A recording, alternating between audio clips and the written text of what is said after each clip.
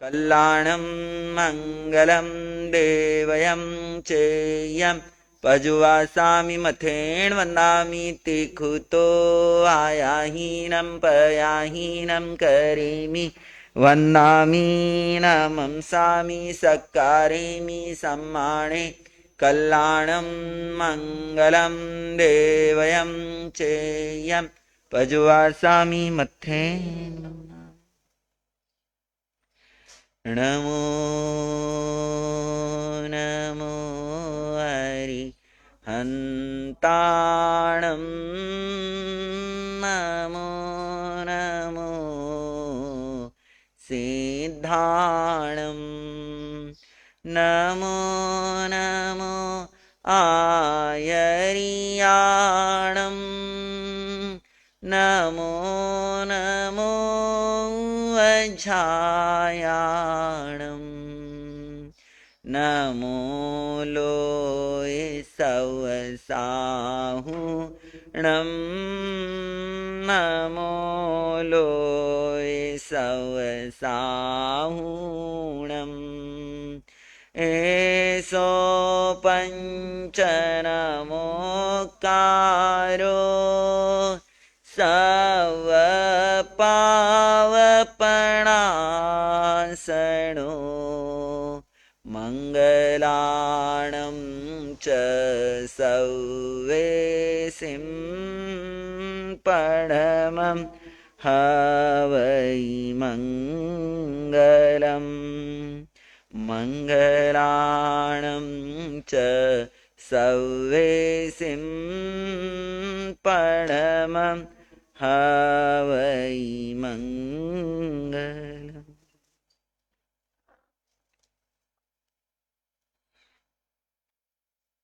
आज आचार्य सम्राट पूज्य श्री आनंद ऋषि जी महाराज सबकी जन्म जयंती है। कुछ भक्ति की पंक्तियां आप सबके सामने। जय आनंद गुरुवर करुणा सागर ज्ञान दिवाकर उपकारी। जय आनंद गुरुवर करुणा सागर ज्ञान दिवाकर उपकारी।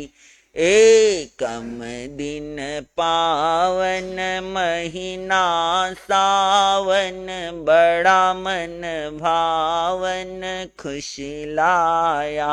माहुल साबाई अति हुलसाई सुत सुखदाई था पाया। देवी चंद दुलारे जन जन प्यारे सबसे न्यारे सुखकारी। जय आनंद गुरुवर करुणा सागर ज्ञान दिवाकर उपकारी। मृग सर सुद नवमी बालक नेमी बने संयमी भाग्य जगा। गुरु रतन चरण में जिन शासन में पठन मनन में चित लगा। किया पैदल विचरण धर्म प्रबोधन श्री संग संगठन हितकारी। जय आनंद गुरुवर करुणा सागर ज्ञान दिवाकर उपकारी। हो संगठित श्रावक निर्व्यसनी युवक संस्कारित बालक श्री संग में जिन वाणी सुन ले सदगुण चुन ले मन को रंग ले प्रभु रंग में। गुरु आज्ञा धारे जीवन सुधारे आनंद पाए जयकारी। जय आनंद गुरुवर करुणा सागर ज्ञान दिवाकर उपकारी। जय आनंद गुरुवर करुणा सागर ज्ञान दिवाकर उपकारी। जय आनंद गुरुवर करुणा सागर ज्ञान दिवाकर उपकारी। आइए सुनते हैं श्रद्धा और भक्ति के साथ श्रद्धेय श्रवण संघीय प्रमुख मंत्री श्री श्री श्रीमण जी महाराज साहब के मुखारविंद से जिनवाणी मंगलवाणी श्री श्रीमण जी महाराज साहब। श्रुतवतां परिहासधाम त्वद्भक्तिरेव मुखरीकुरुते बलान् मां यत्कोकिल किल मधौ मधुरं विरो तच्चाम्रचारुकलिकानिकर कहेतु अल्पश्रुतं श्रुतवतां परिहासधाम त्वद्भक्तिरेव मुखरी कुरुते बलान् मां यत्कोकिल किल मधुरं विरोति तच्चाम्रचारुकलिकानिकर कहेतु अल्पश्रुतं श्रुतवतां परिहासधाम त्वद्भक्तिरेव मुखरीकुरुते बलान् मां यत्कोकिल किल मधौ मधुरं विरोति तच्चाम्रचारुकलिका निकर कहेतु। आराध्य अरिहंत प्रभु के चरणों में अनंत अनंत आस्था के साथ वंदन। शासनपति श्रमण भगवान महावीर स्वामी के चरणों में अनंत अनंत आस्था के साथ वंदन। जिन शासन देव जिन शासन माता को नमन। आत्मज्ञानी सद्गुरुदेव युग प्रधान आचार्य भगवंत के चरणों में अनंत अनंत आस्था के साथ वंदन। आत्मप्रिय मुनिवृंद, आत्मार्थी साधक साधिकाओं, तत्वार्थ सूत्र के माध्यम से हम सभी जीव के असाधारण भाव का विस्तार से चिंतन कर रहे हैं। हमने कल देखा औदैक भाव। हम सामान्य रूप में कहते क्या करें, मेरे उदय कर्म ही ऐसे हैं। कर्म के उदय से जो भाव पैदा होते हैं उसको औदैक भाव कहते हैं। औपशमिक, क्षयोपशमिक, क्षयिक, 3 भावों की चर्चा हम कर चुके हैं। चौथा भाव चल रहा था औदैक भाव। कर्म के उदय आने पर जो भाव पैदा होते हैं उसको औदैक भाव कहते हैं। उसमें कर्म प्रमुख है और जीव गौण है। अब उन भावों में बह जाना संसारी व्यक्ति का लक्षण है। उदय में आए, समझ आ गया कि ये कर्म का उदय है। अब उस उदय में बह करके विभाव में चले गए और उसको लेकर के क्रिया प्रतिक्रिया की, उसको लेकर के आर्तरोध्यान किया, तो कर्म का बंधन और नया बीज डाल दिया। उदय कर्म से हमको क्या सीखना है? जब भी कोई कर्म उदय में आए उस समय हमको सीखना है। आई लर्न ईच स्टेप, मुझे हर स्टेप पे सीखना है कि मैंने विवाह अवस्था में भूतकाल में क्या क्या किया, वो फल आ रहा है इस उदय कर्म के अधीन। छद्मस्त हो, भूतकाल दिखता नहीं, केवली को तो एक एक कर्म दिखता है, एक एक क्रिया दिखती है, लेकिन हमको कर्म दिखता है उदय में आते समय।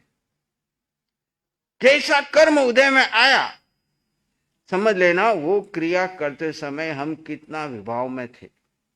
अब वो कर्म कितनी तीव्रता से आता है उतना ही हमारा कषाय था। वो कर्म कितनी मंदता से आता है उतनी उसमें सामान्य अवस्था थी विभाव की।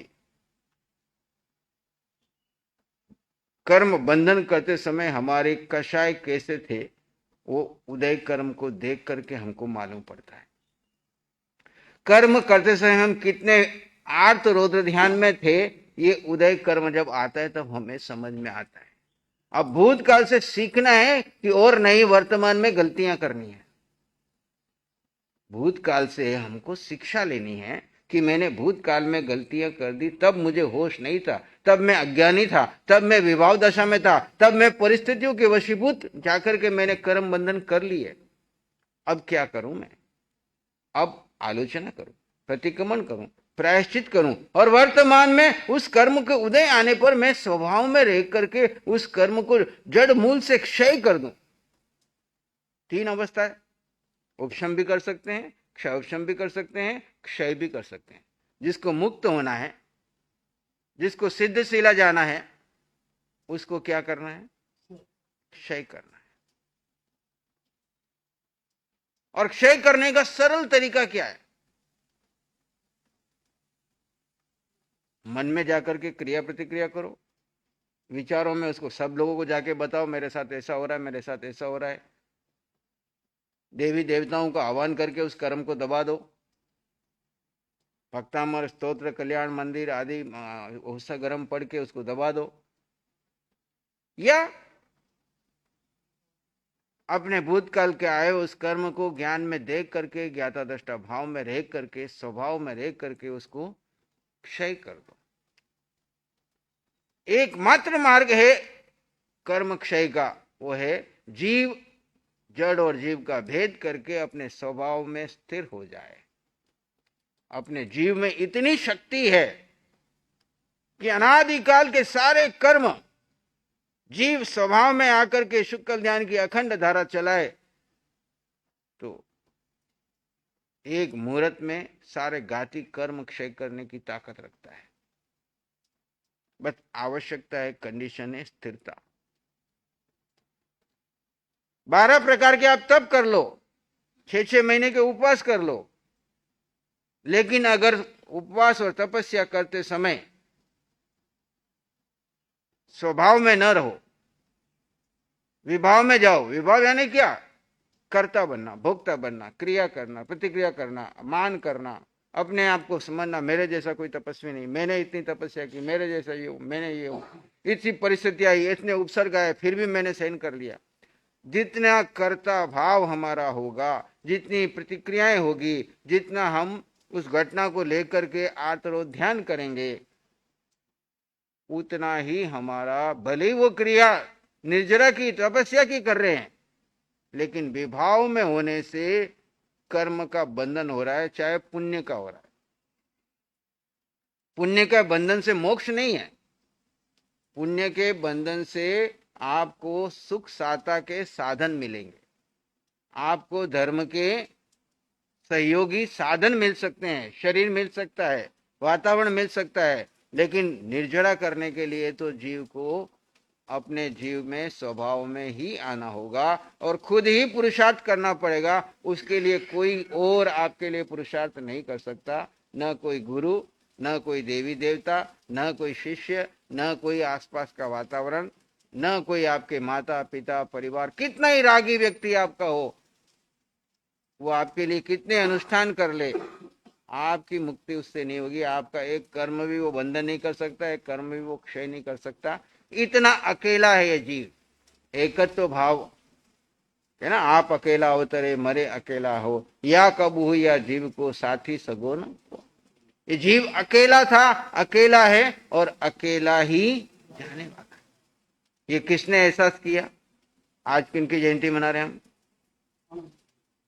आचार्य आनंद ऋषि जी महाराज जब बचपन में कहीं जा रहे थे संतों के दर्शन करने के लिए, मैंने सुना उनकी बैलगाड़ी उलट गई और बैलगाड़ी के नीचे आते आते वो बच गए। संतों के दर्शन करने के बाद उनके भीतर में वैराग्य आया। परिवार में पिताजी चले गए अकेले, और उस समय में उन्होंने चिंतन किया, पिछले जन्मों की साधना थी, और उनके भीतर में वैराग्य आया कि इस जीव का कोई नहीं है, जीव का कोई नहीं है, ये जीव अकेला है। अभी ये उदय कर्म आया, इस बैलगाड़ी के नीचे मेरे प्राण भी जा सकते हैं थे, कुदरत ने बचाया है तो अब मैं इसको क्या करूं, अपने मोक्ष मार्ग में आगे बढ़ जाऊं। और जिसकी तैयारी होते है उसके संयोग सारे मिल जाते हैं। और संयोग से माँ गुरु के पास ले गई और गुरु के पास रहते रहते उनके भीतर में वैराग्य बढ़ता चला गया, पोषण होता चला गया। और उस वैराग्य के पोषण होने से ज्ञान प्राप्त करते हुए साधना के मार्ग में आगे बढ़ गए। और एक सामान्य साधु से यात्रा शुरू करके बढ़ते बढ़ते पहला पद, दूसरा पद, तीसरे पद तक को सुशोभित किया। और पूरे श्रमण संघ के लंबे समय तक, अपने संप्रदाय के आचार्य तक ही नहीं रुके, पूरे श्रमण संघ के प्रधानमंत्री और फिर आचार्य पद को सुशोभित करके इस श्रमण संघ की बागडोर को आगे बढ़ाया, संगठन को आगे बढ़ाया। और सबसे बड़ी देन उनकी क्या है? सबसे बड़ी उनकी देन है जैन तिलोक रत्न धार्मिक परीक्षा बोर्ड, जिसके माध्यम से उन्होंने साधु संतों, श्रावक श्राविकाओं, वैरागी वैरागणों को सबको पढ़ाने की व्यवस्था की, तत्व ज्ञान की। जब तक उनको तत्व का बोध नहीं होगा, ज्ञान नहीं होगा, वो आगे कैसे बढ़ेंगे? तो आज भी इतने वर्षों से वो धार्मिक परीक्षा बोर्ड काम कर रहा है। और सब जगह साधु संत भी पढ़ते हैं, नव दीक्षित साधु साध्वियों को, वैरागी वैरागणों को, शुरू से लेकर के ठेठ आचार्य तक की परीक्षा है, शास्त्री तक की परीक्षा है, सब परीक्षाओं की व्यवस्था की। और आज तक वो परीक्षाएं उसी तरह से चल रही है। ये उनकी बहुत बड़ी देन है। तिलोक रत्न धार्मिक परीक्षा बोर्ड जो अहमदनगर से अभी भी संचालित है, विधिवत रूप से हमारे साधु साध्वी, श्रावक श्राविका, वैरागी वैरागण अध्ययन कर रहे हैं। तो बात चल रही थी हमारी औदायिक भाव से। ये सब उनको मिला, पद मिले, प्रतिष्ठा मिली, साधुपना मिला, ये सब उदय कर्म से मिल गया। लेकिन उनका पुरुषार्थ क्या था, यानी जीव का पुरुषार्थ क्या है? बात हमारी चल रही थी उदय कर्म से हमको ये सब सुख सुविधा के साधन मिल जाते हैं। क्योंकि भूतकाल में जो बीज डाले, आज आप भले आप साधु नहीं बन रहे, पर आज रोज बैठ के मनोरथ भाते, वो दिन धन्य होगा जिस दिन मुझे साधुपना मिले, वो दिन धन्य होगा जिस दिन मुझे अंतिम समाधि मरण प्राप्त हो, वो दिन धन्य होगा जिस दिन मैं आरंभ समारंभ को क्या करूं, सीमित करूं और त्याग करूं।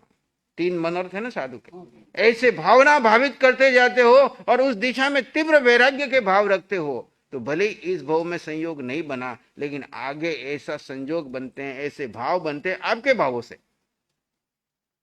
और जैसा हम भाव भाते हैं वैसा समय के अनुसार आगे आगे बीज पड़ते जाते हैं और वही संस्कार आगे फलित होते हैं। तो उनको ये उदय कर्म के अधीन साधु जीवन मिला, लेकिन उन्होंने जो पराक्रम किया अपनी आत्मा के उत्थान के लिए, वो महत्व का था।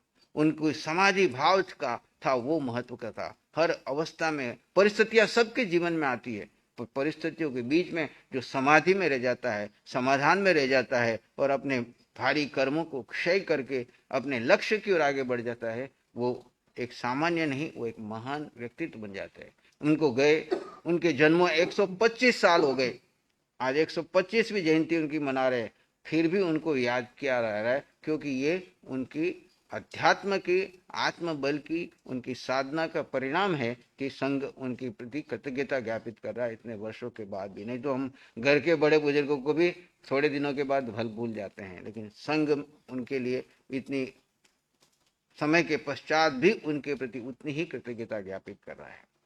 तो बात चल रही थी हमारी औदायिक भाव के 21 भेदों को हम एक बार फिर से रिपीट कर लेते हैं। औदायिक भाव में गति नाम कर्म के कारण 4 गति, 21 भेद बते, 4 गति, 4 कषाय 8, 3 भेद 11 और मिथ्या दर्शन 12, अज्ञान 13, असंयम 14, असिद्धत्व 15 और 6 प्रकार के लेस्या, ये कुल 21 भेद औदायिक भाव के बनते हैं। गति नाम कर्म के उदय से जीव की अवस्था विषय से इसके 4 भेद निरूपित है, नरक गति, तिर्यंश गति, मनुष्य गति और देव गति। जो आत्मा को क्षमा आदि गुणों का गाद करे वह कषाय, गति कषाय। तो कषाय में कौन है? 4 कषाय।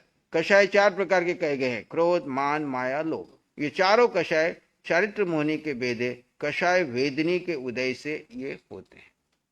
लिंग के 2 भेद, एक द्रव्य लिंग, दूसरा भाव लिंग। यहाँ भाव का विषय चल रहा है, तो यहाँ द्रव्य लिंग को महत्व नहीं दिया, भाव को महत्व दिया। द्रव्य लिंग शरीर में होने के कारण स्त्री पुरुष के चिन्ह आदि हैं, जो नाम कर्म के उदय से होते हैं। इस सूत्र में आत्मा के भावों का कथन होने से द्रव्य लिंग प्रमुख प्रतिपाद्य नहीं है। स्त्री पुरुष और दोनों से रमने का जो भाव पैदा होता है वो भाव लिंग है और वही यहाँ प्रमुख प्रतिपाद्य है। चैत्र मोहिनी के भेद से 9 कषाय और 9 कषाय के भेद से स्त्री वेद, पुरुष वेद और नपुंसक वेद कर्म के उदय से स्त्रीलिंग, पुरुषलिंग, नपुंसकलिंग होते हैं। मिथ्यात्व मोहिनी दर्शन मोहिनी कर्म का एक भेद है के उदय से अतत्व श्रद्धा यानी तत्व पर श्रद्धा नहीं होता। तत्वार्थ श्रद्धा नाम सम्यक दर्शन, लेकिन मिथ्या दर्शन का जब उदय होता है तो तत्व पे श्रद्धा नहीं होती है। वो मैं जीव हूं इसके ऊपर जीव पे ही शंका करता रहता, इसको मिथ्या दर्शन कहा। मिथ्यात्व अज्ञान, ज्ञान का अभाव, ज्ञानावर्णी कर्म के उदय जब होता है तो ज्ञान नहीं होता, ज्ञान की दिशा में जाता है। असंयम, विरति का सर्वथा अभाव, अनंत अनुबंधी 12 प्रकार के चारित्र मोहिनी के उदय का परिणाम। 12 प्रकार का चारित्र मोहिनी कौन सा? अनंत अनुबंधी क्रोध, मान, माया, लोभ, जो मिथ्यात्व के जाने पे आता है, चौथे गुण स्थान में वो है तो भी चरित्र नहीं आएगा। फिर 4 कषाय प्रत्याख्याना वर्णीय क्रोध, मान, माया, लोभ, अप्रत्याख्याना वर्णीय क्रोध, मान, माया, लोभ। ये 12 प्रकृतियां जब आपकी क्षय उपशम क्षयक्षम होती है, यहाँ पे उदय चल रहा है, ये 12 प्रकृतियों का जब उदय नहीं होता है तब आपको संयम की प्राप्ति होती है। ये उदय में होते हैं तो असंयम में रहते हैं। तो आपको संयम नहीं आ रहा है, आप श्रावक भी नहीं बन पा रहे हैं, तो समझ लेना कि ये 12 प्रकार के कर्म मेरे उदय में पड़े, इसलिए असंयम की ओर प्रवृत्ति जा रही है। असिद्धत्व वेदनी, आयु, नाम और गोत्र कर्म के उदय का परिणाम है। इन कर्मों के उदय रहने से जीव को सिद्ध पर्याय प्रकट नहीं होती, यह असिद्धत्व की स्थिति में रहता है। असिद्धत्व नामक कोई कर्म न होने पर भी असिद्धत्व को उदयिक भाव कहा गया है। इसका कारण है कि जीव का जो यथार्थ वास्तविक स्वभाव है उसे कर्म प्रकटने नहीं होने थे। जीव का स्वभाव अभी भी अंदर है लेकिन उसको प्रकटने में नहीं होने पा रहा है, कारण कर्म का उदय। वो कर्म सत्ता में पड़े, उसके कारण से उसके भाव अंदर है फिर भी प्रकट नहीं कर पा रहा है स्वभाव। ये कर्म जीव को संसार में भ्रमण कराते हैं, अतः अष्ट कर्मों का उदय ही असिद्धत्व भाव है। अष्ट कर्मों का उदय ही असिद्धत्व भाव कारण है। इस दृष्टि से असिद्धत्व को औदायिक भाव है। औदायिक भाव का अंतिम भेद है लेश्या। कषाय के उदय से अनुरंजित योगों की प्रवृत्ति लेश्या है। लेश्या द्रव्य और भाव की दृष्टि से 2 प्रकार के, द्रव्य लेश्या और भाव लेश्या, जिसमें द्रव्य लेश्या का यहाँ प्रमुख प्रतिपाद्य नहीं है क्योंकि जीव के भावों का प्रतिपाद्य है, और भाव लेश्या कषाय के उदय से अनुरंजित मन, वचन, काया की प्रवृत्ति है। भाव लेश्या कषाय के उदय से अनुरंजित मन, वचन, काया की प्रवृत्ति है। इसके भेद 6 हैं, कृष्ण, नील, कापोत, तेज, पद्म और शुक्ल लेश्या। इन षड लेश्याओं के भावों के अनुसार प्रथम 3 कृष्ण लेश्या, नील लेश्या और कापोत लेश्या ये अशुभ है, तथा तेजो, पद्म और शुक्ल लेश्या ये शुभ माना गया है। लेश्या का जो औदायिक भाव में इसलिए रखा गया है कि लेश्या रूप भावों का कारण पर्याप्ति नाम कर्म तक कषाय रूप चैत्र मोहिनी कर्म है। इस प्रकार औदायिक भाव के कुल 21 भेद है। इसके और भी अनेक भेद हो सकते हैं क्योंकि कर्मों की कुल 148 उत्तर प्रकृतियां है, उदय योग्य 122 प्रकृतियां है, अतः औदायिक भाव भी 122 होने चाहिए। इस संदर्भ में ध्यान देने योग्य है कि इन सब का अंतर्भाव सूत्र में कहे गए 21 भेदों में हो जाता है। जैसे दर्शनावरण के उदय से होने वाले अदर्शन आदि का अंतर्भाव मिथ्या दर्शन में किया गया, क्योंकि ये सूत्र संक्षेप में लिया है तो विस्तार न करते हुए 122 प्रकार के उदय कर्म को 21 भेदों में इन्होंने समाहित कर लिया है। उसी प्रकार हास्य आदि 9 कषाय को वेद के साथी होने के कारण वेद में गर्भित कर लिया, और वेदनीय, आयु और गोत्र के उदय से होने वाले भावों को गति में गर्भित कर लिया, क्योंकि गति के रूप में अगाति कर्म के उदय से होने वाले भाव के ले लिए गए हैं। इस प्रकार सभी समस्त औदायिक भाव इन 21 भेदों में समाविष्ट है। औदायिक भाव के भेद को कर्म उदय के साथ संबंध बताया। 4 गति, नरक, तिर्यंच, मनुष्य, देव, आयुष कर्म और नाम कर्म के उदय से ये प्राप्त होती है। 4 कषाय क्रोध, मान, माया, लोभ, ये कषाय मोहिनी कर्म के उदय से, मोहिनी कर्म का भेद। 3 वेद, स्त्री वेद, पुरुष वेद, नपुंसक मोहिनी कर्म के उदय से, और 6 लेश्या, कृष्ण, नील, कापोत, पित्त, पद्म और शुक्ल लेश्या, ये भी कषाय मोहिनी कर्म और नाम कर्म के उदय से। शेष 4 शेष मिथ्या दर्शन, मिथ्यात्व मोहिनी कर्म के उदय से, अज्ञान, ज्ञानावरणी कर्म से, और असंयम, चारित्र मोहिनी कर्म से, असिद्धत, वेदनी, नाम, गोत्र और आयुष कर्म के, ये कर्म की अपेक्षा से इसके भेद कर दिए। अगला सूत्र है क्रमांक 7, जो इन 5 भावों का लास्ट भाव है। पारिणामिक भाव, जीव भव्य भव्यत्वादिनी च, जीवत्व, भव्यत्व और भव्यत्व, यह तीन पारिणामिक भाव है तथा अन्य भी पारिणामिक भाव है। कर्म के उदय आदि की अपेक्षा न रखते हुए आत्मा में जो गुण मूल रूप से रहते हैं वो परिणामिक कहलाते हैं। यानी ये तो हमने चार जो स्टेप दिए उदय कर्म के अधीन दी, लेकिन कर्म का उदय हो या न हो, सारे कर्म क्षय हो जाए तब भी, और कर्म उदय में नहीं है फिर भी जो भाव हमेशा रहता है कर्म के साथ भी कर्म के बिना भी, उसको पारिणामिक भाव कहते हैं। इस सूत्र में जीवत्व, भव्यत्व और अभव्यत्व ये तीन भेद किए, जीवत्व, भव्यत्व और भव्यत्व। पारिणामिक भाव बताए गए हैं तीनों न तो कर्म के उदय से, न ही उपशम से, न ही क्षय से और न ही क्षयोपशम के उत्पन्न होते हैं। इसलिए ये तीनों कर्म के रहते हुए भी रहते हैं, कर्म के नष्ट हो जाने पर भी सिद्ध गति में भी रहते हैं। ये तीनों अनादि सिद्ध आत्मा के अस्तित्व से ही सिद्ध है। यानी ये गुण है तो आत्मा का अस्तित्व है, चाहे वो नरक में हो, निगोद में हो, चाहे सिद्ध शिला में हो। ये गुण जीव और अजीव के अंदर भेद करने वाले ये पारिणामिक भाव ही है। इसी से यह स्वाभाविक है, असाधारण है, स्वाभाविक है और असाधारण, यानी अन्य जीवों में यह प्राप्त नहीं होते, अन्य द्रव्यों में। इन पारिणामिक भावों को यह विशेषता है कि जीव के अतिरिक्त अन्य द्रव्यों में नहीं होते।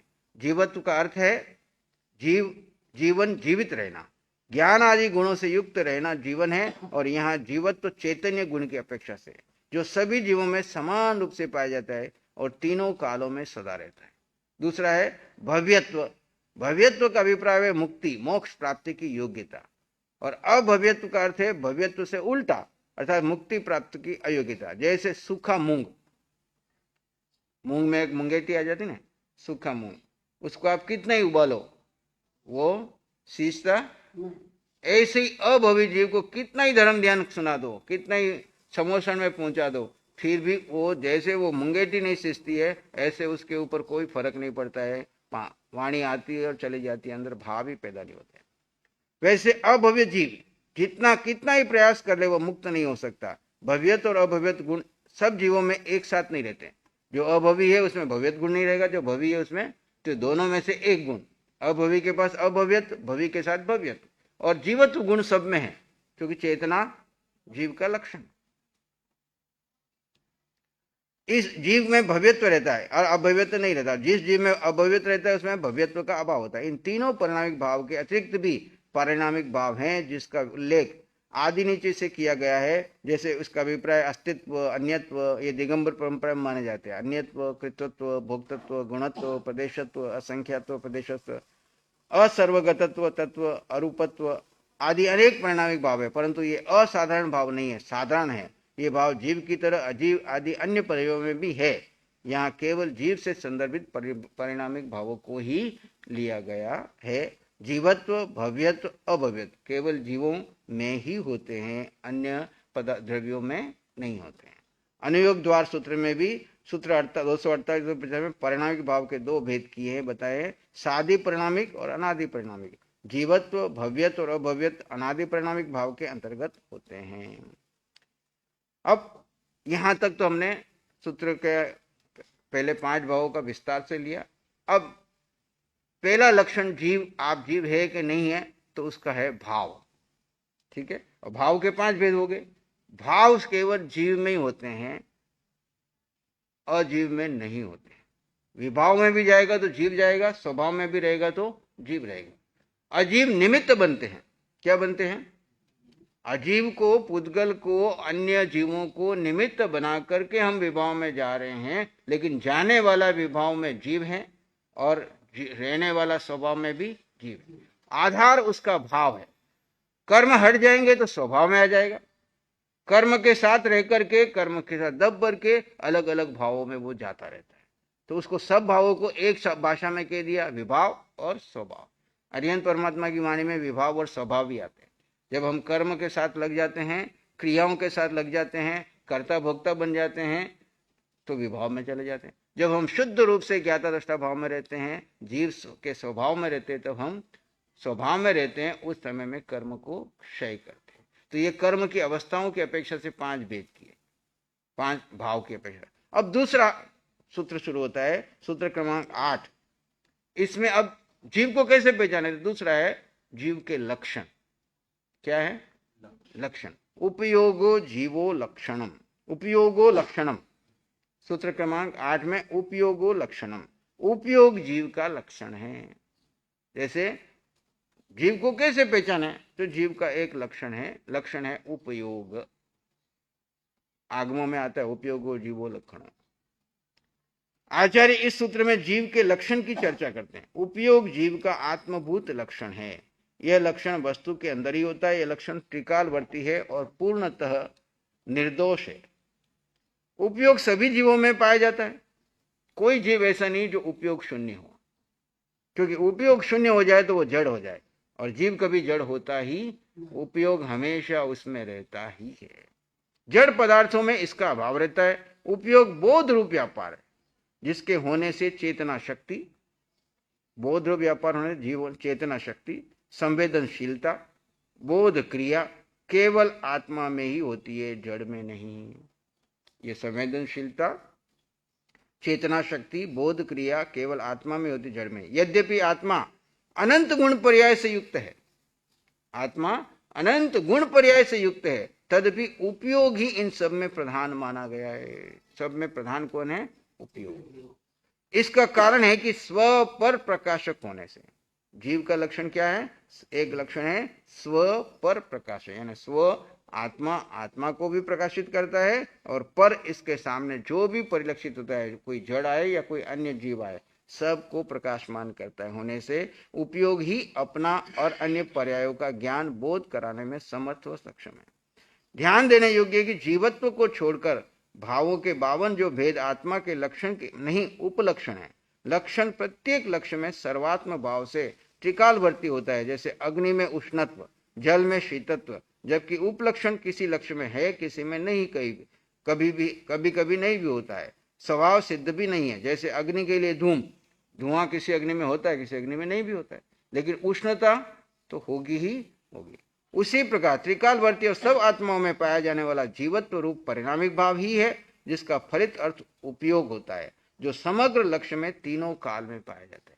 उपयोग जो लक्षण है जीव का तीनों काल में, भूतकाल में भले वो मिथ्यात्व में था, निगोद में था, चार गति की यात्रा में था, तब भी है, वर्तमान में भी है, और सिद्धशिला में जाएगा तब भी उसका उपयोग लक्षण साथ रहेगा। अब उपयोग के प्रकार। सद्विविदोष्ट चतुर्भेद, सूत्र क्रमांक 9 में यह उपयोग अलग अलग दृष्टियों से 2, 8 और 4 प्रकार का है। उपयोग मूलतः 2 भेद, साकार उपयोग, दूसरा है अनाकार उपयोग। साकार यानी विशेष ज्ञान को कहते हैं, साकार यानी विशेष ज्ञान को कहते हैं, और निराकार सामान्य दर्शन को कहते हैं। विशेष पदार्थ की आकृति आकार कही जा सकती है, और ज्ञान से ही विशेषतः पदार्थों को जाना जाता है। इस दृष्टि से साकार उपयोग को ज्ञानोपयोग भी कहते हैं, और दर्शन अनाकार होने से उसका उपयोग भी अनाकारी होता है। अतः अनाकार उपयोग में दर्शनोपयोग भी कह सकते हैं। दर्शन गुण का वैशिष्ट्य है कि वह वस्तु के सामान्य रूप को ही ग्रहण करता है, और यह वस्तु के आकार आदि को ग्रहण करता है। यानी साकार उपयोग यानी विशेष रूप से ज्ञान, और निराकार उपयोग यानी दर्शन। दर्शन निराकार सामान्य रूप से कि सब में आत्माएं हैं, और विशेष रूप से ये आत्मा कौन सी गति की है, कौन है, कौन सा जीव है, क्या दशा है, सारा जो ज्ञान है, भेद ज्ञान आदि, ये विशेष ज्ञान, ये इसका स्वरूप है। साकार उपयोग ज्ञानोपयोग के 8 प्रभेद, और अनाकार निराकार उपयोग के दर्शन के 4 प्रभेद किए गए। इस प्रकार उपयोग के कुल 12 भेद कहे गए।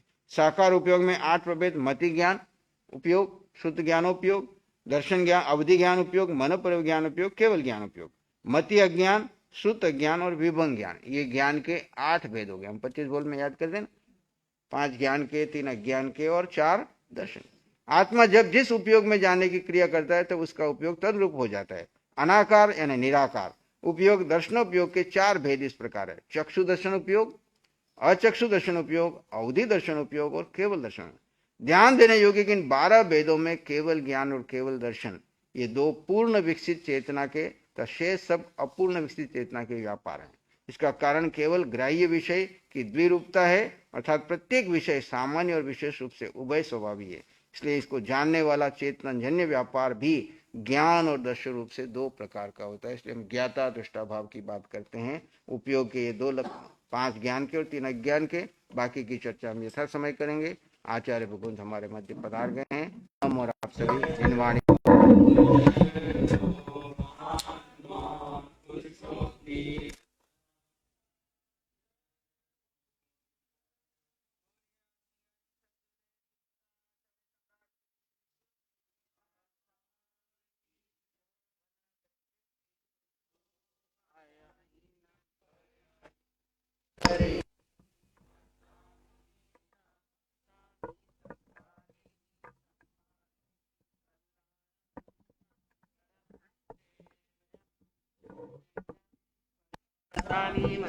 वन्दामि तिकुतो आयाहीनं परयाहीनं करेमि वन्दामि नमस्सामि सत्कारेमि सम्मानेमि कल्याणं मङ्गलं देवयं देवं वज्वासामि मथेन वन्दामि तिकुतो आयाहीनं परयाहीनं करेमि वन्दामि नमस्सामि सत्कारेमि सम्मानेमि कल्याणं मङ्गलं देवं चेयं वज्वासामि मथेन वन्दामि।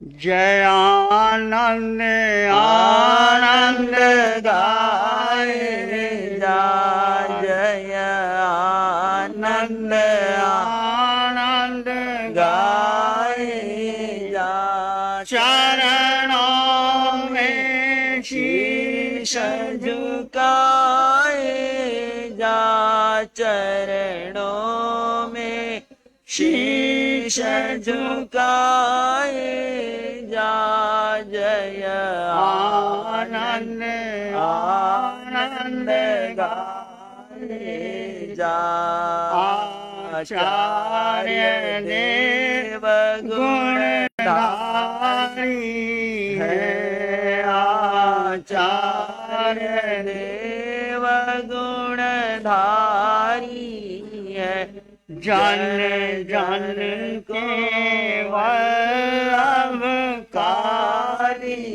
है, जन जन के वल्लभकारी है, नित मंगल दर्शन पाए नित मंगल दर्शन जा, जय आनंद आनंद गाए जा, चरणों में शीश झुकाए जा, देवी चंद जी के लाल कहाए हैं, देवी चंद जी के लाल कहाए हैं, माता हुलसा के जाए हैं, माता हुलसा के जाए हैं, चिंचोड़ी नगर जा, चिंचोड़ी नगर जा, जय आनंद आनंद गाए जा, जय आनंद आनंद गाए जा, ये श्रमण संग के नायक है, ये श्रमण संग के ये सन्मति पथ दायक है, ये सन्मति पथ के दायक है। उस पथ पर कदम बढ़ाए जाओ, उस पथ पर कदम जय आनंद आनंद गाए जा। ऋषिवर आनंद का नाम रटे, ऋषिवर आनंद का नाम रटे। कलिमल भावों से दूर, कलिमल भावों से दूर हटे। ये गीत रस सुनाए जाय, गीत रसिक सुन जा। जय आनंद आनंद गाए जा, जय आनंद आनंद चरणों में शीश झुकाए, चरणों में शीश झुका जा। जय आनंद आनंद गाए जा, जय आनंद आनंद गाए जा। आज आचार्य भगवान राष्ट्र आचार्य श्री आनंद ऋषि जी महाराज साहब की जन्म जयंती पूरे भारतवर्ष में आज के दिन आइंबिल की तपस्या चल रही है। आनंद ऋषि कितना प्यारा नाम है। आनंद का अर्थ क्या होता है? भीतर में आनंद, बाहर भी आनंद, चारों ओर से आनंद। ये आनंद अकारण बहता है, ये किसी के द्वारा खरीदा नहीं जाता। आनंद कहो, सुख कहो, समृद्धि कहो, सौभाग्य कहो, ये आत्मा का निज गुण है। आपके भीतर भी आनंद है, मेरे भीतर भी आनंद है। कोई प्रकट कर लेता है, कोई प्रकट नहीं कर लेता है। उस बालक का नाम आनंद ऋषि। ऋषि का अर्थ क्या होता है? ऋत, द ऑफ नेचर, जो प्रकृति के कानून को जानता है, समझता है, अंगीकार करता है। जैन दर्शन में कर्म सिद्धांत कहो, प्रकृति का नियम कहो, द लॉ ऑफ नेचर कहो, ऋत। वेदों में, ऋषियों, उपनिषद में ऋत शब्द आता है। ऋत, द लॉ ऑफ नेचर, प्रकृति का एक नियम है। और नियम से हम सब बंधे हैं। इस नियम से जन्म और मरण होता है। 4 गति 84 लाख जीवा योनि में हम भ्रमण कर रहे हैं, अपने किए हुए कर्म से कर रहे हैं। कोई किसी का कर्म ले नहीं सकता, दे नहीं सकता, अपने किए हुए कर्म। तो ऐसे आचार्य आनंद ऋषि जी, जिन्होंने छोटी सी उम्र में दीक्षा ली, 13 वर्ष की आयु में दीक्षित हुए, 75 वर्ष तक संपूर्ण भारतवर्ष में भ्रमण किया, धर्म का प्रचार प्रसार किया, बहुत ही यशस्वी प्रवचनकार थे। 93 वर्ष तक जन समाज का न्याय चिंतन मार्गदर्शन करते रहे। समस्त जीवन उनका लोकहित साधना में प्रिय था। निर्मल, निष्कलंक, आकाश की भांति स्वच्छ निर्मल जीवन था। मक्खन जैसी कोमलता, निर्मलता, चिंतन में चेतना, दृष्टि में निर्मलता, पवित्रता, व्यवहार में कुशलता, अंतःकरण में कोमलता थी। मुझे भी सौभाग्य मिला उनके श्री चरणों में बहुत बार रहने का। जब मैंने दीक्षा भी नहीं ली थी, उस समय जब वो दिल्ली से भ्रमण करते हुए पंजाब आए, उधर मंगल देश की तरफ गए, पैदल विहार करते रहे। और उस समय पैदल विहार करते थे, पाँव में कांटा भी लग जाता था, वो कैसे चुन चुन के कांटे भी निकालते थे, खुद पैदल विहार करते और सारा सामान भी अपने ऊपर रखते थे। वो ज़माना नहीं था, आजकल तो बड़ी हमें फैसिलिटी मिल गई, सबके पास गाड़ियाँ आ गई, सारा सामान गाड़ी में रखो और चले जाओ। वो ज़माना बहुत ही आत्मनिर्भर का ज़माना था, कितना सामान चाहिए उतना ही रखो और उतना ही लेके चलो। आचार्य जी स्वयं गोचरी के लिए भी जाते थे, हम साथ में जाते थे। बड़ा सुंदर व्यवस्थित निर्मल जीवन था, हमेशा वो शांत मधुर रहते थे। कैसी भी जीवन में कठिन से कठिन परिस्थितियां भी आई, परंतु हमारा जो स्वभाव है, स्वभाव छूटना नहीं चाहिए।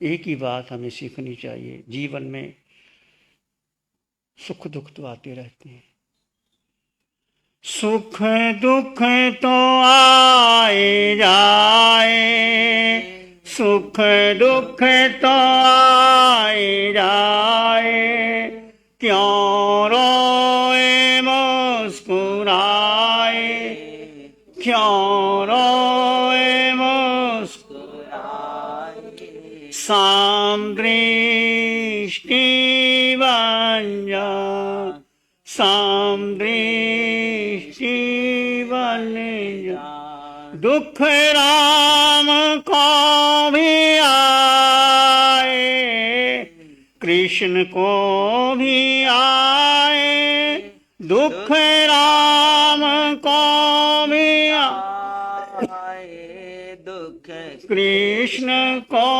भी आए, बचने वीर पाए, हरिश्चंद्र को भी आए, बचने वीर पाए, हरिश्चंद्र को भी आए, भाव में रमन कर, संभाव में रमन कर, क्यों रोए मुस्कुराए, क्यों रोए मुस्कुराए। जीवन में सुख और दुख अपने किए हुए कर्म का फल है। राम को वनवास जाना पड़ा 14 वर्ष और खुशी खुशी से गए। कहाँ राज तिलक हो रहा था, कहाँ वनवास। कृष्ण 3 खंड के राजा, उनको भी दुख भोगने पड़े। अंतिम समय कोई पानी पिलाने वाला नहीं मिला, कैसे वो तीर चला। अकेले बलराम पानी लेने के लिए गए थे, भाई को प्यास लगी, पानी ले आओ ढूंढते ढूंढते, और जरा कुमार ने तीर मारा। वो पदम था उसके पाँव में, दूर से चमकता था। उसने देखा कि हिरण है, तीर मारा और छटपटा के जाना पड़ा। कृष्ण जिसकी द्वारका नगरी सोने की नगरी थी, 12 योजन लंबी और चौड़ी, जाते समय कोई पानी नहीं पिला सका। भगवान महावीर राजकुमार थे, घर से निकले, 12.5 वर्ष तक कितने भयंकर से भयंकर भी कष्ट सहन किए, पर वो अपने में स्थित रहे। शूलिपान यक्ष ने कष्ट दिया, गोशालक ने कष्ट दिया, और चंड कौशिक दशा, फिर भी भगवान अपने में। एक ही हमें साधना का फल मिलता है, कुछ भी जीवन में हो जाए, जड़ और जीव का भेद कर दो और जीव अपने में स्थित हो जाए तो दुख चला जाता है। गस्सुकमाल के जीवन को देखो, कितना भयंकर कष्ट, सर पे अंगीठी, कितना कष्ट रहा होगा, पर वो जीव इतनी समता में आ गया, इतने सुख में आ गया, जीव जीव में स्थित हो गया। पीड़ा शरीर को होती है, मुझको नहीं होती, और सारे कर्म कट गए। ये साधना जो हमें भगवान महावीर की साधना, अरिहंत परमात्मा सिमंदर स्वामी भगवान की अनंत अनंत कृपा से मिली है।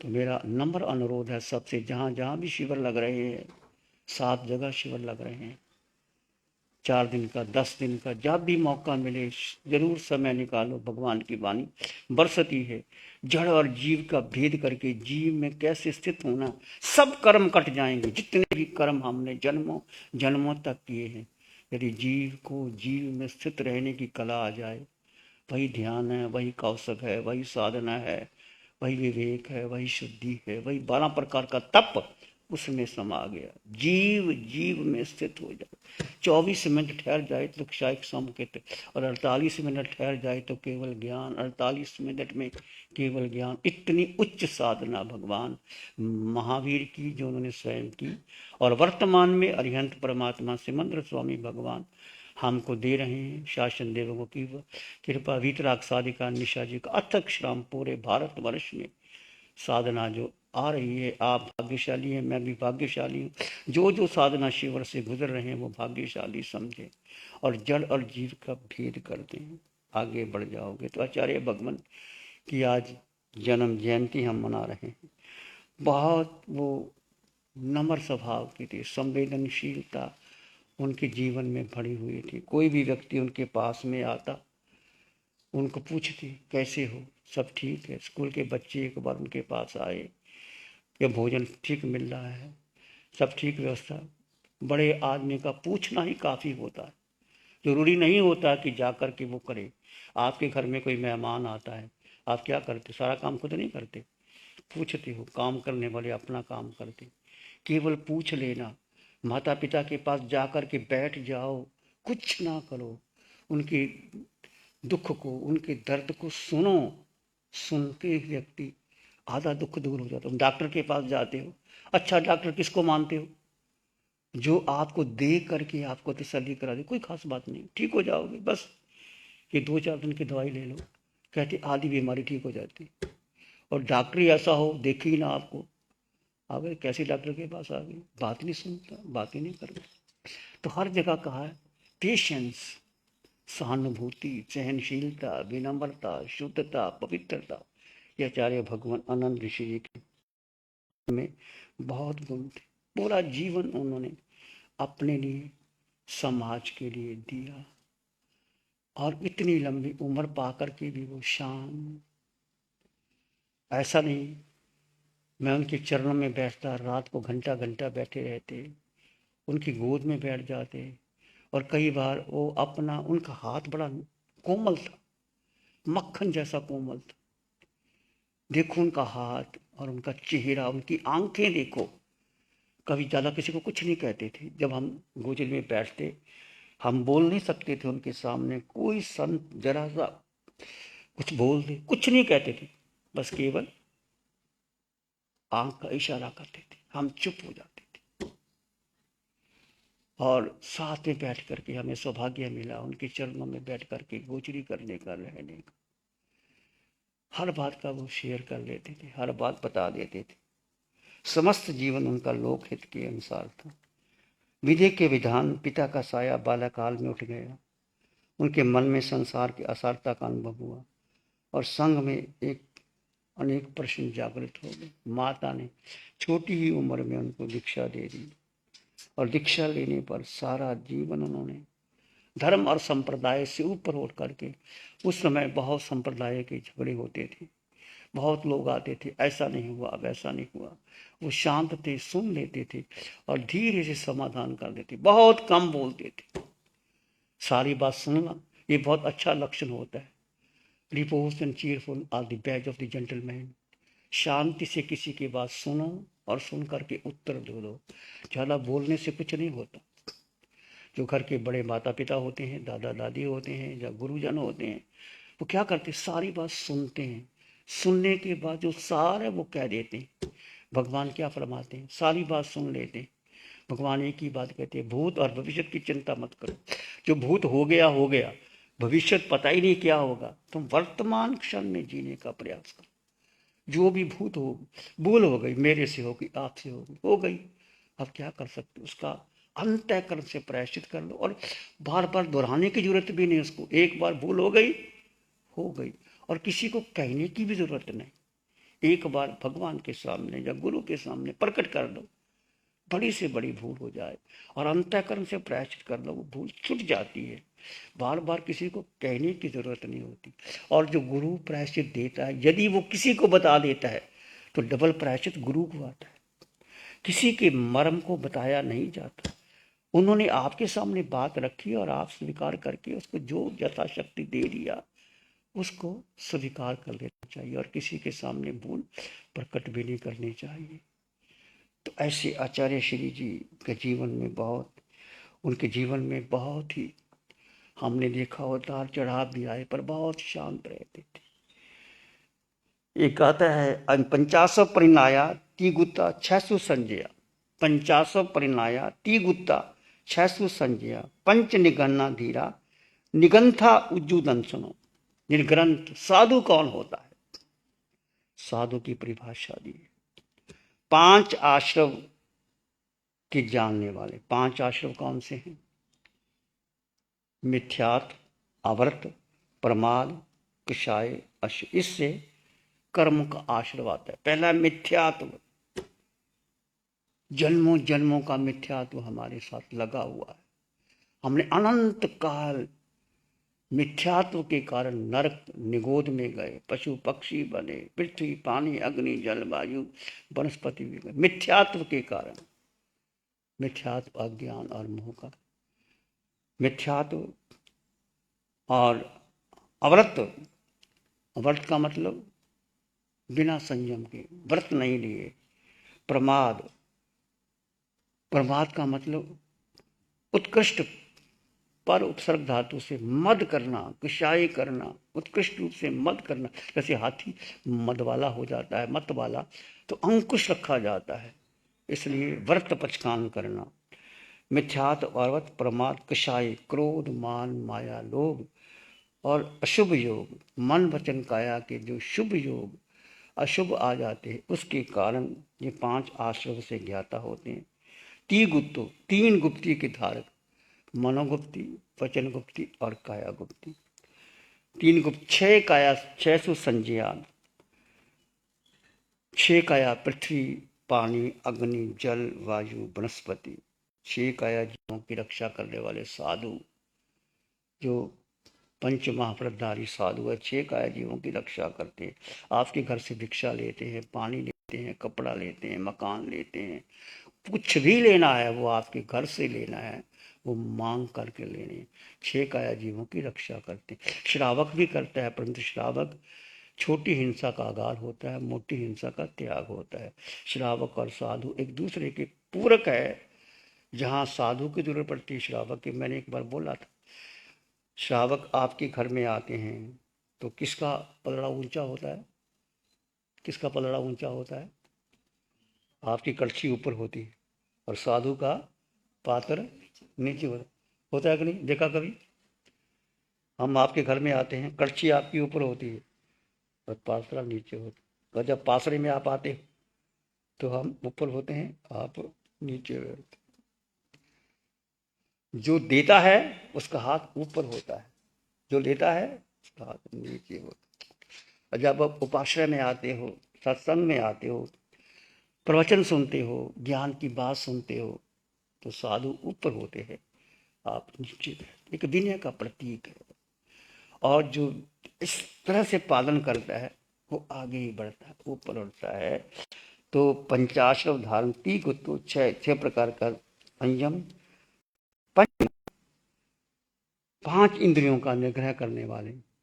5 इंद्रियों का ना, आंख, नाक, कान, जिह्वा, रसन, 5 इंद्रियां जो हमें गुमराह करती है।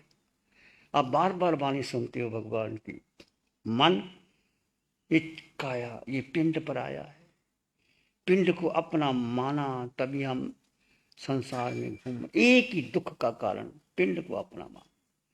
पिंड का मतलब ये शरीर। शरीर में क्या है? 5 इंद्रियां हैं, मन बुद्धि। मन है, बुद्धि है, इंद्रियां हैं, तुम्हारा विचार, परंपरा, धारणा, जो कुछ भी है इस पिंड में है। पिंड को अपना मत मानो, पिंड पराया है, मेरा है ही नहीं। जीव पिंड में है, पर पिंड अलग है और जीव अलग है, दोनों अलग अलग। जीव के गुणधर्म अलग है और देह के गुणधर्म अलग है, दोनों को अलग अलग जानो। तो ये जो 5 आश्रम के परिकाता, मिथ्यात, अवर्त, प्रमाद, किशाई, अशुभ योग, तिगुप्तो, 3 गुप्ती के धारक, मनोगुप्ती, वचन गुप्ती और काया गुप्ती से अपने को संयत करने वाले, और 6 प्रकार की क्रिया का काया का रक्षा करने वाले पृथ्वी, पानी, अग्नि, जल, वायु, वनस्पति, और 5 निग्रहना 5 इंद्रियों का निग्रह करने वाले धीर पुरुष निगंथा उज्जूदन सुनो। वो कौन होता है? ऋजु होता है, सरल होता है। कितना ही आप बन जाओ, यदि वो संत ऋजु नहीं है, सरल नहीं है, क्षमावान नहीं है, मृदुल नहीं है, प्रेमल नहीं है, किसी की बात को सुन करके अहंकार कर लेता है, तो वो नहीं, साधु नहीं हो सकता। ये साधु के लक्षण है। साथ में निगंथा उज्जूदन सुनो, निर्ग्रंथ। ग्रंथ कौन? इसकी कोई गांठ नहीं है, जो गांठ बना के रखता ही नहीं, निर्ग्रंथ। साधु को ग्रंथ, ग्रंथ का मतलब गांठ नहीं। कौन सी गांठ? क्रोध, मान, माया, लोभ, राग, द्वेष की गांठ रखनी नहीं। और ऋजुता, सरलता, बच्चे जैसी सरलता, बच्चे जैसा भोलापन। छोटा बच्चा, किसी का बच्चा हो, प्यारा बच्चा हो, कोई पड़ोसी का हो, कैसा भी हो, मैला कुचैला हो, कपड़े कैसे पहने हो, बच्चे की कोमलता, सरलता, ऋजुता, शुद्धता, पवित्रता को देख करके आपका मन आता है, उसको गोदी में उठा लेते हो। इसलिए बच्चे जैसी सरलता, ऋजुता, पवित्र, ये सारे गुण आचार्य भगवान आनंद ऋषि जी महाराज के साथ विद्यमान थे। ऐसे महान आचार्य, छोटी सी उम्र में धन्य है वो माँ होलसा बाई, जिसने अपने बेटे को संतों के पास ले गए और उन्होंने अनुशासन में रहना सिखाया। गुरु उनके बहुत कड़क थे और बहुत विनीत थे। गुरु का कई बार गुरु डांटता भी है, फटकारता भी है। हम भी आपको मुनियों को कुछ कह देते, कई बार भले के लिए कहना पड़ता है, परंतु गुरु की डांट को सुन लेना और समझ लेना, वो व्यक्ति आगे बढ़ जाता है, बहुत आगे बढ़ जाता है। तो आचार्य श्री जी ने, गुरु बहुत कठोर थे, शासन प्रिय थे। आचार्य श्री जी बहुत विनीत थे, उनकी हर बात को उन्होंने सुना, समझा, स्वीकार किया। और कहाँ से कहाँ पहुँच गए वो आचार्य श्री जी। और वो शर्मन संघ के दूसरे आचार्य बने। पहले प्रथम आचार्य आत्माराम जी, तीसरे आनंद ऋषि जी, देवेंद्र मुनि जी। ऐसे महान आचार्य की जन्म जयंती पर आज हमारा क्या कर्तव्य है? जीव का कर्तव्य क्या है? बोलो, क्या कर्तव्य है जीव का? मैं और आप कौन हैं? कौन है? जीवात्मा है कि नाम से है? जीवात्मा। जीव का क्या कर्तव्य है? बोलो, जीव का क्या कर्तव्य है? ये मैं अपने एग्जाम्पल दे दूं। ये शिव मुनि का शरीर, 3.5 हाथ की काया, जैसा भी है, काला है, गोरा है, लंबा है, पतला है, इंद्रियां हैं, सब कुछ है। जो नाम तुम नाम दे दो, कुछ भी है, ये किसका? ये आकार है, ये शिव मुनि का आकार है। पर ये आकार के भीतर कौन है? निराकार जीवात्मा। कर्तव्य किसका है? आकार का है कि निराकार का है? निराकार का। तो क्या कर्तव्य? मेरा क्या कर्तव्य और आपका क्या कर्तव्य? बोलो। जड़ और जीव का भेद कर दिया, हो गया। कर्तव्य मैं पूछ रहा हूं, मैं भेद नहीं पूछ रहा। आपका कर्तव्य क्या है? क्या कर्तव्य? भगवान ने बहुत बार बताया आपको, शिविर भी किए आप लोगों ने। बोलो। हाँ जी, समय कितना समय देते हो? बोलो बहनों, बोलो, क्या कर्तव्य है जीव? बोलो मनीषा, क्या कर्तव्य है? हम भाव में हैं। जीव का एक ही कर्तव्य है कि जीव जो बंधन में बंधा है, कैद है शरीर में, मुक्त हो जाए। 4 गति 84 लाख जीव योनि से मुक्त हो जाए। जीव का एक ही कर्तव्य है। जब हम घर बार से दीक्षा लेते हैं, हमारा कोई कर्तव्य नहीं रहता।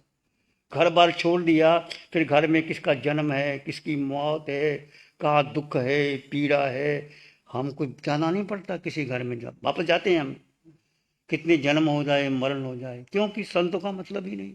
घर बार छोड़ दिए, माता पिता भी छोड़ दिए, घर के रिश्ते नाते भी छोड़ दिए, धन पद संपत्ति सब छोड़ दिए, हमारा कोई कर्तव्य नहीं। जैन संत की बात कह रहा हूं मैं, क्या कर्तव्य है? भूख लगी भोजन मिलता है, भिक्षा ले आओ। कपड़े चाहिए कपड़े मिल जाएंगे, स्थान मिल जाएगा। कोई दवाई चाहिए दवाई मिल जाएगी। कोई बड़े से बड़ा कष्ट हो गया तो आपकी से हो जाएगी। पर कर्तव्य क्या है? जीव का कर्तव्य क्या, मेरा और आपका क्या कर्तव्य है? बोलो बोलो बोलो तुलसी भाई। स्वभाव में रहना। और क्या कर्तव्य क्या है? हैं? जीव अपने स्वभाव में, जीव ने मुक्त होना है। अनंत काल बीत गए ये जीव को संसार में भ्रमण करते हुए।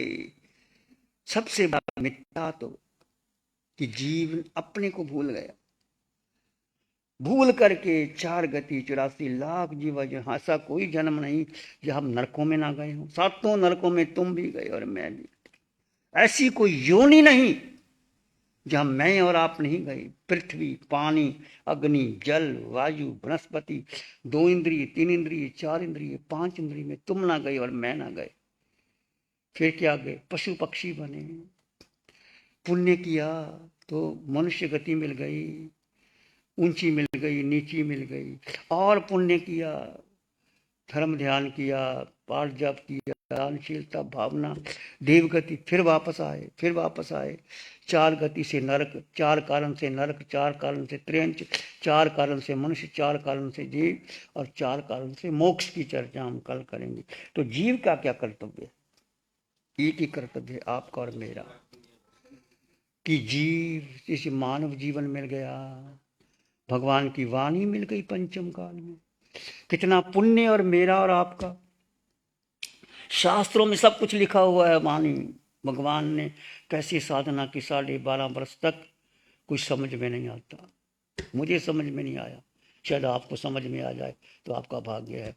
मुझे तो समझ में नहीं आया। मैंने PhD कर ली, डीलिट कर दी, किताबें लिख दी, प्रवचन कर दिए, अपने आप को समझा मैं बहुत प्रवचनकार हो गया, मेरा ऐसा बढ़िया चमासा हो गया। ऐसे उलझता रहा, ऐसे उलझता रहा, कुछ भी नहीं समझा। व्यक्तित्व का पोषण किया, अस्तित्व का पोषण नहीं किया।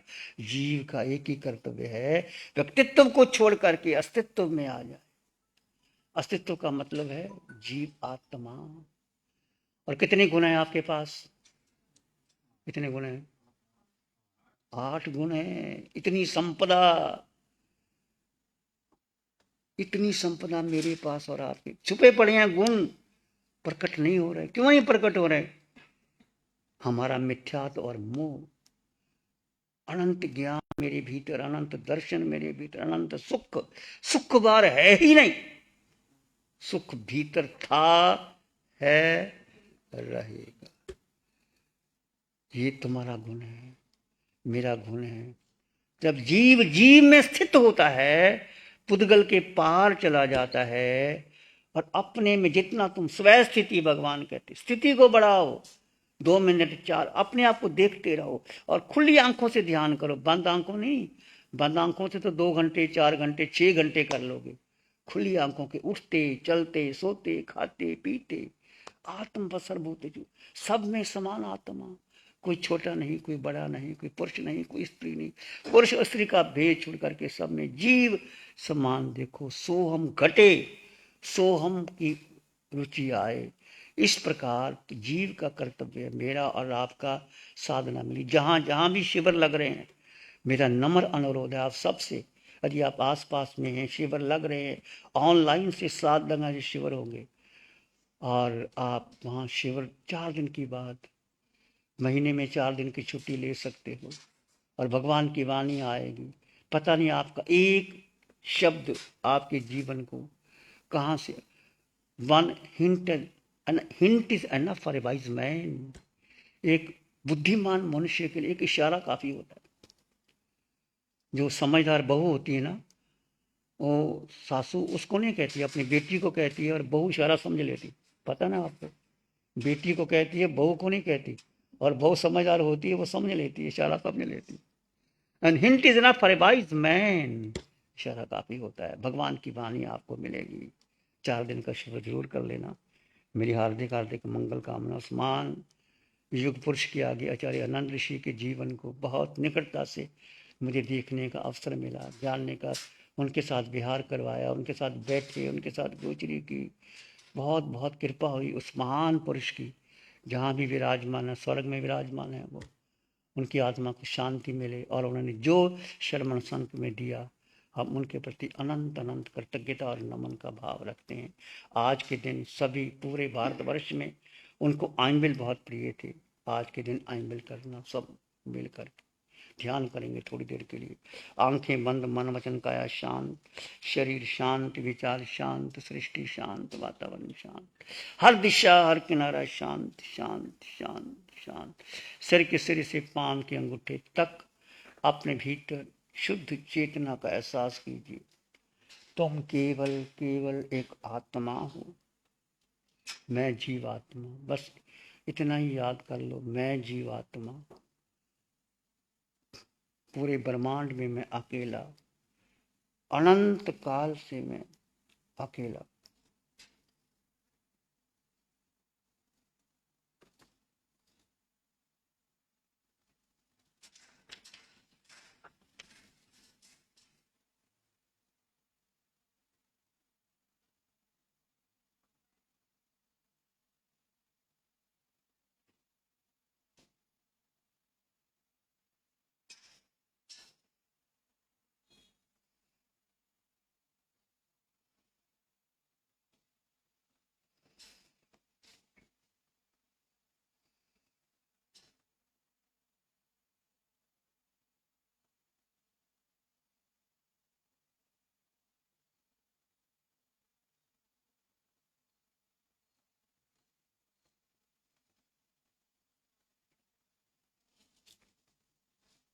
मैं जीवात्मा, आप जीवात्मा,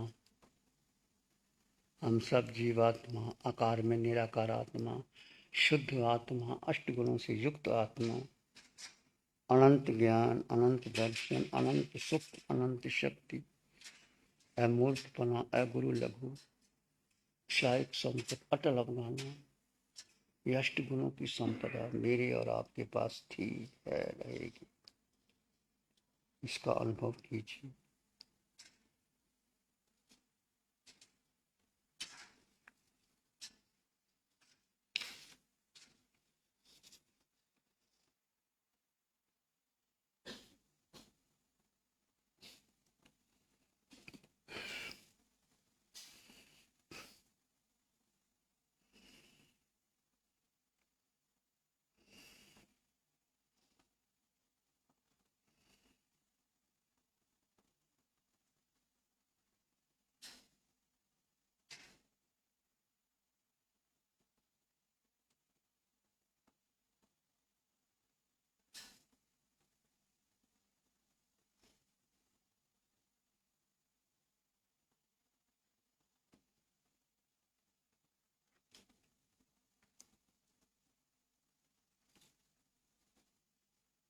अपने भीतर मंगल का भाव लाएं, प्राणी मात्र के लिए मंगल की कामना कीजिए।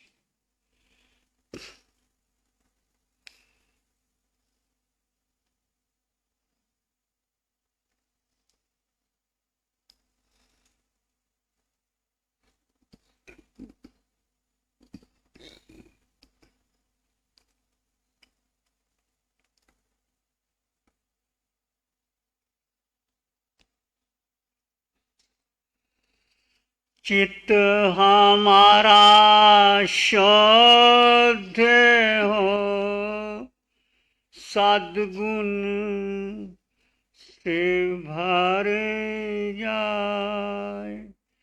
चित्त हमारा शुद्ध हो, सद्गुण से भर जाए।